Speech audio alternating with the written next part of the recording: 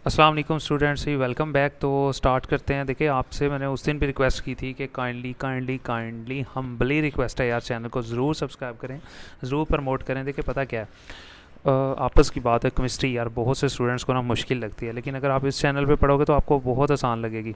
तो यार देखो ना, ये एक नॉन नॉलेज है मेरे पास, तो मैं चाह रहा हूँ यार ये पूरे पाकिस्तान में डिलीवर हो।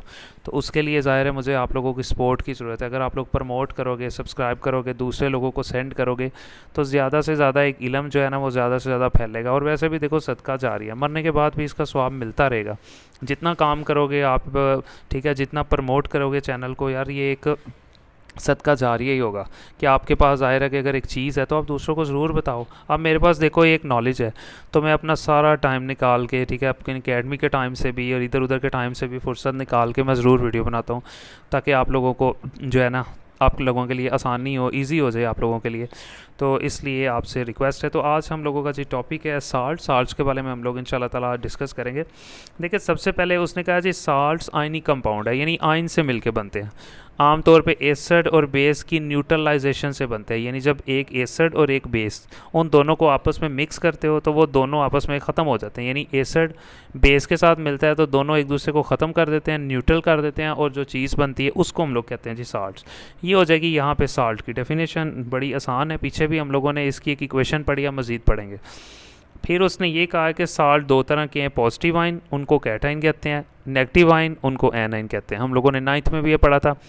कैटाइन मेटेलिक होता है और बेस से हासिल किया। कहता है ये जो कैटाइन होता है ना, कैटाइन, ये हम लोग बेस से हासिल करते हैं, इसीलिए इसको बेसिक रेडिकल कहते हैं। ये बेसिक रेडिकल की डेफिनेशन हो जाएगी। बड़ा आसान है कि कैटाइन जो होता है वो बेस से मिलता है, जबकि एनाइन जो होता है, देखो कैटाइन वो होता है जिस पे पॉजिटिव चार्ज हो, ठीक है, और एनाइन वो होता है जिसके ऊपर नेगेटिव चार्ज हो। एनाइन हमें एसिड से हासिल होता है, इसलिए इसको एस्टिक रेडिकल कहते हैं, जबकि कैटाइन जो है वो बेस से हासिल होता है, इसलिए हम लोग इसको बेसिक रेडिकल कहते हैं। 2 नंबर की डेफिनेशन आपसे पूछ सकता है, बेसिक रेडिकल की वो यहाँ से यहाँ तक है, इसके अलावा एस्टिक रेडिकल की वो यहाँ से यहाँ पर लिख सकते हो।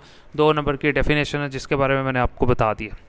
अच्छा, उसके बाद हम लोग जी डिस्कस करते हैं जी साल्ट्स की खसूसियात के बारे में। ठीक है जी, साल्ट्स की ये खसूसियात आपको लॉन्ग में भी आ सकती है, शॉर्ट में आ सकती हैं। शॉर्ट में अगर वो आपसे पूछता है साल्ट्स की खसूसियात के बारे में, तो 2 नंबर का आप लिख सकते हो साल्ट्स की खसूसियात।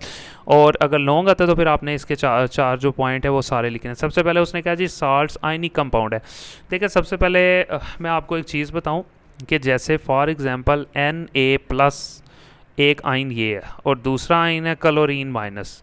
तो एक प्लस का होता है आयन और एक माइनस का, जब भी कोई साल्ट बनता है। जब इन दोनों को हम मिक्स करेंगे तो ये प्लस माइनस आपस में ख़त्म हो जाएगा, ठीक है, और ये दोनों मिलके बना देंगे NaCl, यानी ना प्लस वाला रहेगा ना माइनस वाला। ठीक है, तो यहाँ पे जब ये दोनों मिक्स होंगे तो हम लोगों के पास जो चीज़ आएगी उसको हम लोग क्या कहेंगे, NaCl, जो कि एक साल्ट है। ठीक है, तो इसके इसके अलावा भी हम लोग मज़ीद भी डिस्कस करेंगे। जैसे यहाँ उसने एक इक्वेशन दी हुई है, जैसा कि मैं आपको बात करता हूँ जी, HCl है प्लस और इसके अलावा NaOH। अब उसने कहा साल्ट दो चीज़ों से मिलके बनता है, एक एसिड से और एक बेस से। अब ये एसिड है और ये बेस है, तो करने का तरीका आपको मैंने उस दिन भी बताया था। इस H को हम लोगों ने क्या करना है, जाके मिला देना है इस OH के साथ, यानी H को मिलाना है इस OH के साथ। तो सिंपल सी बात है, एक H ये है और एक H ये है, तो टोटल कितने H हो गए जी, 2, और O वैसे 7 आ गया प्लस। फिर जो चीज़ें रह गई हैं उनको आपस में मिलाना है, Na रह गया और यहाँ से क्लोरीन रह गया, तो Na को Cl के साथ मिलाया तो हम लोगों के पास जो चीज़ आ गई उसका नाम है जी NaCl।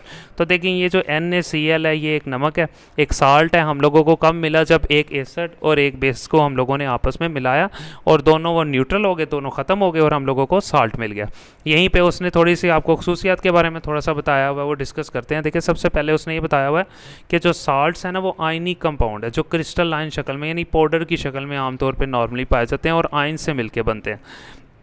फिर आपने देखा होगा इनके मेल्टिंग और बॉइलिंग पॉइंट बहुत ज़्यादा होते हैं। यानी मेल्टिंग और बॉइलिंग पॉइंट का मतलब ये होता है, फॉर एग्जांपल जैसे आपने पठान से कभी छली खाई हो, तो वहाँ पे वो रेत और नमक को मिक्स करके ना फिर गर्म कर रहे होते हैं, तो कितना टेम्परेचर देते हैं लेकिन नमक फिर भी नहीं पिघलता, इसलिए उसका मेल्टिंग और बॉइलिंग पॉइंट बहुत ज़्यादा होता है। फिर ये दो प्रॉपर्टीज़ हो गई। अब तीसरी प्रॉपर्टीज़ के बारे में हम लोग बात कर लेते हैं। वो कह रहे हैं ज़्यादातर साल्ट जो होता है ना, अगर आप देखो साल्ट को अगर आप अपने हाथ के ऊपर रखते हो तो आप थोड़ी देर के बाद देखेंगे आपके हाथ थोड़े थोड़े ना गीले हो जाएंगे। उसकी वजह ये है कि साल्ट के अंदर थोड़ा सा ना पानी भी होता है, यानी कोई भी साल्ट आप ले लो उसके अंदर थोड़ी सी मिकदार जो है ना वो पानी की भी मौजूद होती है। यहाँ पे वो आपको ये कह रहा है कि ज़्यादातर साल्ट्स में वाटर ऑफ क्रिस्टलाइजेशन होता है, यानी कि पानी की मिकदार थोड़ी सी होती है जो इन साल्ट्स की क्रिस्टल्स की शक्ल का ज़िम्मेदार होता है। अब देखें कुछ साल्ट्स ऐसे हैं उनमें पानी ज़्यादा होता है, कुछ साल्ट ऐसे हैं उसमें पानी बहुत थोड़ा होता है। अब जिनमें पानी ज़्यादा होता है उन साल्ट की शक्ल कुछ और होती है, जैसे चाइना नमक है उसकी शक्ल कुछ और है। और इसके अलावा और भी बहुत से साल्ट्स हैं। आम जो साल्ट है, नेशनल का साल्ट है, उसके अंदर पानी की मिकदार थोड़ी सी कम होती है, ठीक है, और उसकी शक्ल कुछ और होती है। यानी हर साल्ट की शक्ल डिफरेंट होती है। और शक्ल उनकी डिफरेंट क्यों होती है? पानी की वजह से। जिसमें पानी ज़्यादा होता है उसकी शक्ल कुछ और होगी, और जिस नमक के अंदर पानी जो है वो कम होगा उसकी शक्ल कुछ और होगी। फिर वो कह रहा है हर साल्ट में पानी के मालिक्यूल्स की तादाद मखसूस होती है। वही बात जैसा कि मैंने अभी आपसे डिस्कस किया कि यानी हर साल्ट में पानी की मिकदार यानी पानी के जो मालिक्यूल्स की तादाद है वो मखसूस है, जो उन साल्ट्स के केमिकल फार्मूला के साथ लिखी जाती है। यानी कि जब हम उन साल्ट्स का फार्मूला लिखते हैं जो कि केमिकल फार्मूला आता है, उसके साथ हम ये भी लिखते हैं कि इस साल्ट के अंदर पानी के मालिक्यूल्स कितने हैं। जैसा कि फॉर एग्जांपल एक साल्ट है कॉपर सल्फेट जिसका फार्मूला है CuSO4, ठीक है। अब इसमें कितने पानी के मालिक्यूल हैं तो उसने यहाँ पे लिख दिया जी 5 मालिक्यूल हैं पानी के। यानी कॉपर सल्फेट एक साल्ट है और उसमें कितने मालिक्यूल हैं पानी के? 5 मालिक्यूल, यहाँ उसने साथ लिख दिया। इसी तरह कैल्शियम सल्फेट है, अब CaSO4 उसका फार्मूला है, केमिकल फार्मूला, उसमें पानी के मालिक्यूल कितने हैं? यहाँ पे उसने लिखा हुआ है 2। इस 2 का मतलब है मालिक्यूल, और किसके मालिक्यूल? H2O यानी पानी के। अभी देखें इसमें 5 मालिक्यूल हैं, इसमें 2 मालिक्यूल हैं, दोनों में डिफरेंट मालिक्यूल है। अब इसकी शक्ल कुछ और होगी और इसकी शक्ल कुछ और होगी। इसके अलावा यहाँ पे उसने पॉइंट 4 थोड़ा सा डिस्कस किया। उसने कहा साल्ट्स पानी में सोल्यूबल या इनसोल्यूबल हो सकते हैं, यानी कुछ साल्ट्स ऐसे हैं जो पानी में हल हो जाते हैं, सोल्यूबल का मतलब हल होना, और कुछ ऐसे हैं जो इनसोल्यूबल हैं जो हल नहीं होते। साल्ट्स की तैयारी के तरीके इनकी पानी में सोल्यूबिलिटी की बिना पर मुतय्यन होती है। इस बात का मतलब ये है कि अगर आपने कोई भी साल्ट तैयार करना है तो ये डिपेंड करेगा कि वो पानी में हल होता है या फिर नहीं होता। अगर तो आपने एक ऐसा साल्ट तैयार करना है जो पानी में हल होता है तो उसकी तैयारी अलग तरीके से होगी। अगर आपने एक ऐसा साल्ट तैयार करना है जो पानी के अंदर हल नहीं होता, ठीक है, तो फिर उसकी तैयारी ज़रा और तरीके से होगी। तो यहाँ पे ये लॉन्ग क्वेश्चन आपका कंप्लीट हो जाएगा। 4 पॉइंट है। अगर आपसे वो पूछता है कि जी साल्ट की जो है ना खसूसियात लिख के दिखा दें लॉन्ग क्वेश्चन के अंदर, जो कि अक्सर आ जाता है, तो आपने ये वाली खसूसियात लिख देनी है, ठीक है। इसके अलावा अगर आपसे वो 2 डेफिनेशन यहाँ पे पूछ सकता है, जिसके अंदर सबसे पहले जी बेसिक रेडिकल के बारे में, वो आप यहाँ से शुरू से यहाँ से लिख सकते हो, ठीक है। और इसके अलावा एसिटिक रेडिकल के बारे में आपसे पूछ सकते हैं, वो भी आप ये लिख सकते हो। इसके अलावा साल्ट की अपनी भी डेफिनेशन है, वो यहाँ से आप यहाँ तक लिख सकते हो, ठीक है जी। अच्छा, उसके बाद ये सारा हो गया। अब मैं इंग्लिश मीडियम वालों को ज़रा थोड़ा सा रीड करवा देता हूँ ताकि उनको भी अच्छे से समझ आ जाए। देखिए सबसे पहले इंग्लिश मीडियम वाले, उनको यहाँ पे आप देख रहे हो कि साल्ट की डेफिनेशन दी हुई है। उसने कहा जी साल्ट्स आर आयनिक कंपाउंड। वही बात के साल्ट्स जो है आयनिक कंपाउंड है, आयन से मिलके बनते हैं। जनरली फॉर्म वो बनते हैं बाय द न्यूट्रलाइजेशन, जब हम न्यूट्रल कर देते हैं, ख़त्म कर देते हैं, ऑफ एन एसिड, एक एसिड को, विद अ बेस, किसी बेस के साथ। यानी जब किसी एसिड को हम लोग किसी बेस के अंदर मिक्स करते हैं तो दोनों ख़त्म हो जाते हैं, ना एसिड रहते हैं ना बेस रहते हैं, दोनों ख़त्म हो जाते हैं, और जो चीज़ बनती है उसको हम लोग कहते हैं साल्ट। उर्दू मीडियम वालों को जब मैं लेक्चर शुरू से दे रहा था ना, आप शुरू से लेक्चर लें, आपको समझ आ जाएगी। ये साल्ट की डेफिनेशन आप इतनी 2 नंबर की आती है, आप लिखते हैं। फिर आमतौर पे साल्ट जो है ना 2 चीज़ों से मिलके बनते हैं, पॉजिटिव आयन से और नेगेटिव आयन से। अगर तो पॉजिटिव आयन से मिलके बने उन्हें कहते हैं कैटाइन, और अगर नेगेटिव आयन से मिलके बने उन्हें कहते हैं एनाइन, ठीक है। पॉजिटिव आयन उसका मतलब कैटाइन और नेगेटिव आयन, ठीक है, वो एनाइन। जैसा कि मैंने भी आपको NaCl की एग्जांपल दी प्रीवियसली, वो आप जाके वहाँ पे ले सकते हो। उसके बाद वो यहाँ पे आपसे डिस्कस कर रहा है कि कैटाइन जो है ना एक मेटेलिक आयन, ठीक है, कैटाइन जो है ना इज़ अ मेटेलिक आयन, ठीक है। कैटाइन जो होता है आमतौर पे एक मेटल से मिलके बनता है, डिराइव्ड फ्रॉम अ बेस, जो कि एक बेस से निकलता है।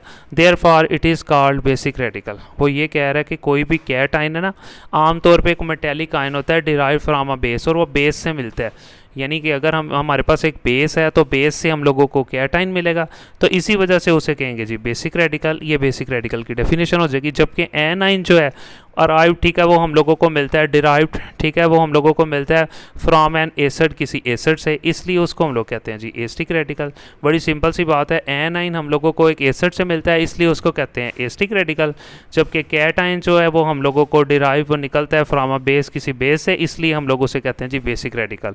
ये डेफिनेशन हो जाएगी बेसिक रेडिकल की, और ये डेफिनेशन हो जाएगी जी एसिटिक रेडिकल की। यहाँ तक बेसिक रेडिकल और यहाँ तक एसिटिक रेडिकल। आई होप आपको अच्छे से समझ आ गया होगा। उसके बाद उसने ना करैक्टरिस्टिक्स या ठीक है प्रॉपर्टीज़ दी हुई हैं साल्ट्स की, उसके बारे में आप लिख सकते हो।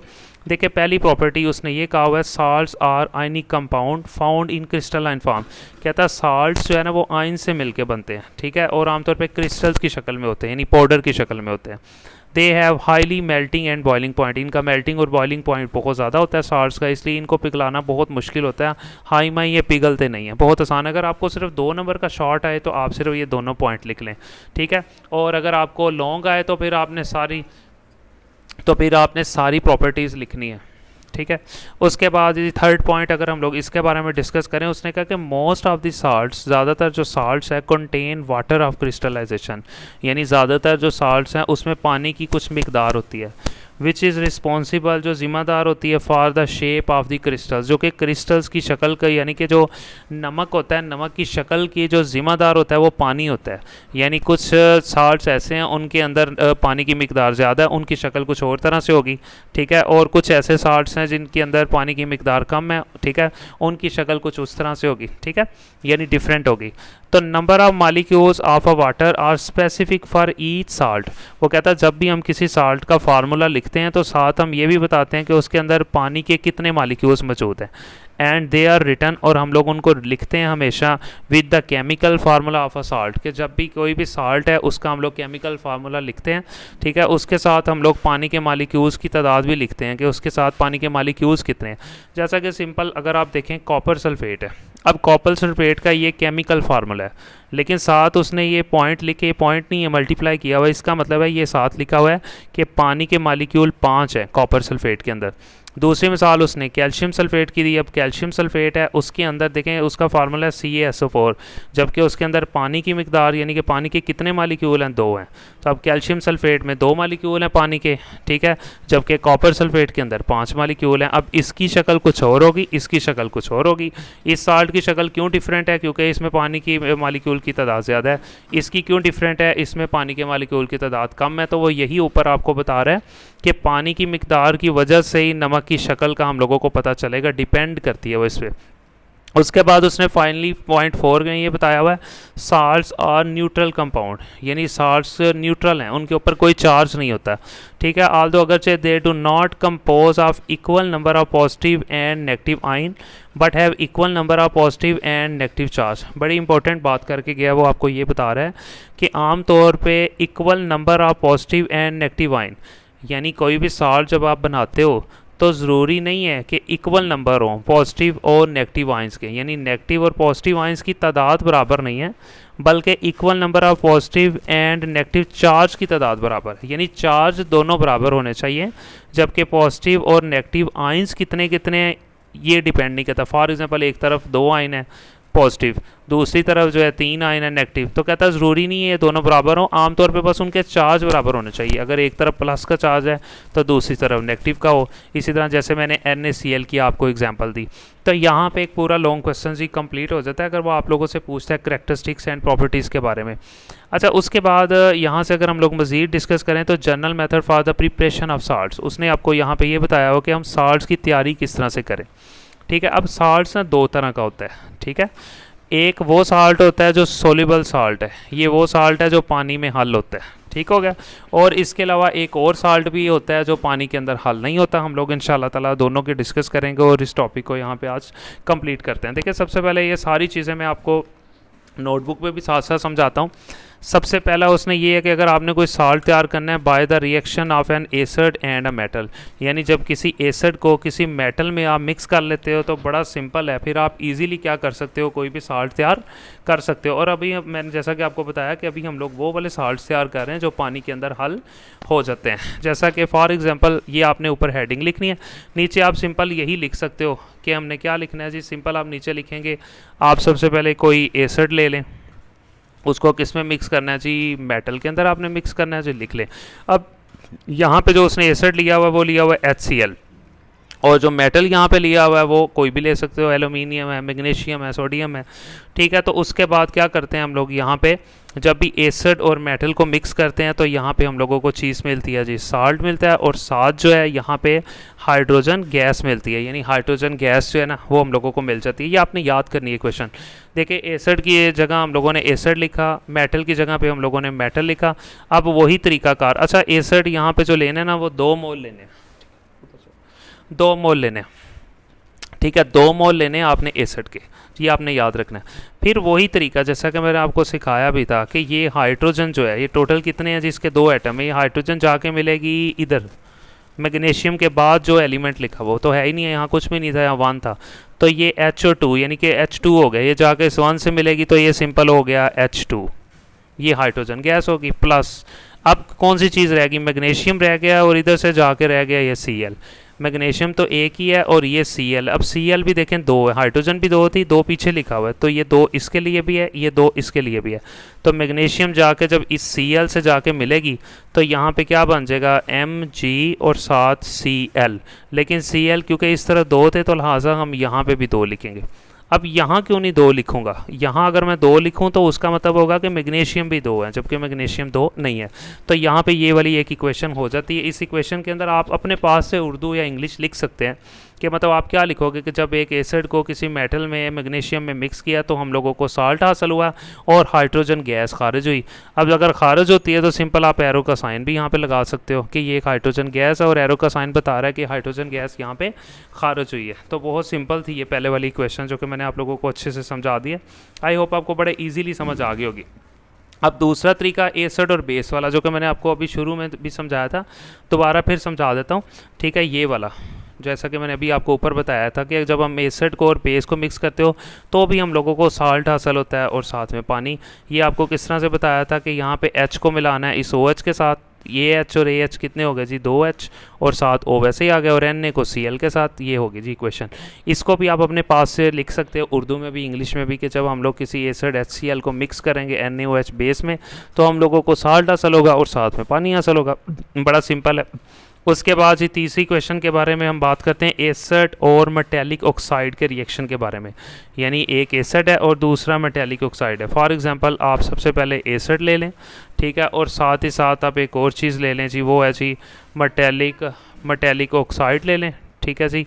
इन दोनों को आपने क्या करना है जी, मिक्स करना है। तो आपके पास जो चीज़ आएगी वो आएगा जी साल्ट आएगा, और प्लस जो चीज़ आएगी वो आएगी जी वाटर। ये आपने सिंपल कर लेना है। सबसे पहले अगर एसिड की बात करें तो एसिड था जी H2SO4, प्लस मेटेलिक ऑक्साइड की बात करें वो है जी CuO। तो अब वही तरीका जैसा कि मैंने आपको बताया कि किस तरह से करना है, बहुत आसान है, कुछ भी मुश्किल नहीं है। इस H2 को आपने जाकर इस O से मिला देना, तो ये H2 और O ये हो जाएगा जी H2O, यानी पानी बन जाएगा। इधर Cu रह गया, इधर SO4 रह गया, तो आपने इस Cu को SO4 के साथ मिला देना। तो ये क्या बन जाएगा, CuSO4, यानी कि कॉपर सल्फेट बन जाएगा। Cu को जब SO4 के साथ मिलाया तो ये बन गया कॉपर सल्फेट। इसके नीचे आप या ऊपर यानी कि इंग्लिश आप लिख भी सकते हो, ये अब साल्ट है और ये वाला वाटर मैंने आगे पीछे वैसे लिख दिया है। इसके नीचे मुझे ये लिखना चाहिए था और वाटर के नीचे, तो कोई इशू नहीं है। आप यहाँ पे जहाँ मैंने साल्ट लिखा हुआ है अब यहाँ पे आप वाटर लिख लें, ठीक है, और प्लस यहाँ पे इसके ऊपर साल्ट लिख लें, कुछ भी लिख लें, मतलब वो इस तरह चेंज हो जाएगा। यानी सिंपल से ये क्वेश्चंस आपने याद करनी है, ठीक है ना। आप अपने पास से इसको लिख भी सकते हो कि जब H2SO4 एसिड को हम लोगों ने मेटेलिक ऑक्साइड के साथ मिलाया तो हम लोगों को पानी हासिल हुआ, और साथ ही साथ जो चीज़ हम लोगों को हासिल हुई वो एक साल्ट थी। उसके बाद एक और इक्वेशन आपकी वो रह गई, हम वो वाले साल्ट्स तैयार कर रहे हैं जो कि पानी के अंदर ईजीली हल हो जाते हैं, ठीक है। सबसे पहले एक आखिरी क्वेश्चन यह है एसिड और कार्बोनेट के रिएक्शन, यानी हम लोगों ने एसिड लिया और साथ ही साथ कार्बोनेट लिया। फॉर एग्जांपल एक एसिड है और एक कार्बोनेट है, यानी HNO3 आपने ले लिया, और इसके अलावा आपने जी Na2 और CO3 यहाँ पे आपने ले लिया, ठीक हो गया। एक इनमें से एसिड है, ठीक है, और दूसरा जो है वो हम लोगों के पास कार्बोनेट है, ठीक है जी। ये एसिड है और ये कार्बोनेट है। इन दोनों को मिक्स करके भी वो कहता है आप लोगों को एक साल्ट जो है ना वो मिल जाता है। तो तरीका फिर वही है जैसा कि हम लोग करते हैं। सबसे पहले ये H जो है ये जाके मिलेगा इसके पास, ये जो O3 है, ठीक है, इसके पास आएगा और इससे कहेगा कि एक O मुझे दे दें, यानी कि ये वाला H जो है ये जाके, अगर आप इसके पीछे 2 लिख लें तो फिर ज़रा इजी हो जाएगी, आप याद कर लें कि 2 लिखना है यहाँ पे। अब एक H यानी कि ये H है और 2 H है, यानी कि ये दोनों H जाएंगे और जाके इस O से मिलेंगे। अब O टोटल 3 है, ये 2 H है, इसका मतलब है H2 इधर से आए और एक O ये वाला, तो ये होगा जी H2O।